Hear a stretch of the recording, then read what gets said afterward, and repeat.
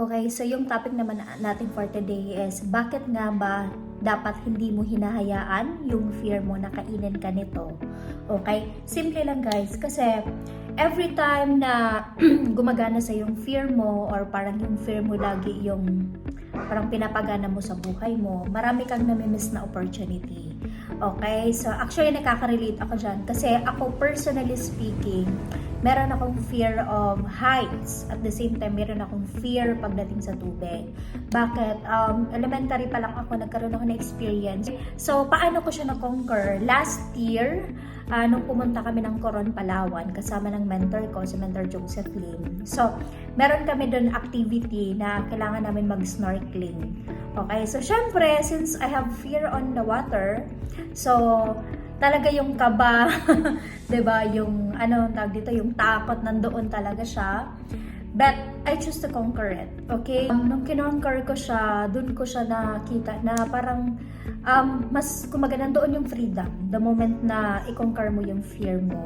So, grabe, ang ganda ng dagat, 'di ba? Ang ganda ng ilalim ng dagat. Nakita ko yung mga shells, yung mga iba't ibang color ng fish, at the same time yung mga corals na doon ko sabi ko ang ganda, para kumbaga makikita mo yung beauty of life. Same goes with us.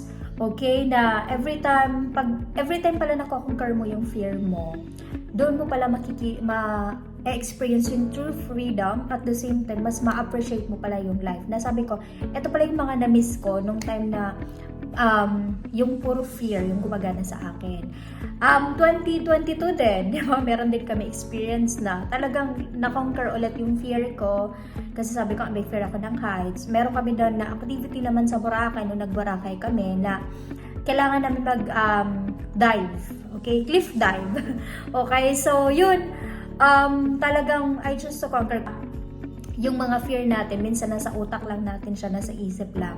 So, hindi naman pala siya totoo. So, yun, nung time na nag-cliff dive ako, after ko mag-dive, so, yun, buhay pa naman ako hanggang ngayon, diba? So, yun lang. So, sana marami kayo natutunan sa aking vlog for today. So, yun lang guys. Kumbaga, choose to overcome your fear. Dapat ikaw mismo ang mag-control sa buhay mo. Huwag mong hayaan yung takot na yun yung mag-control sa life mo. Dapat ikaw yung mag-control sa life mo.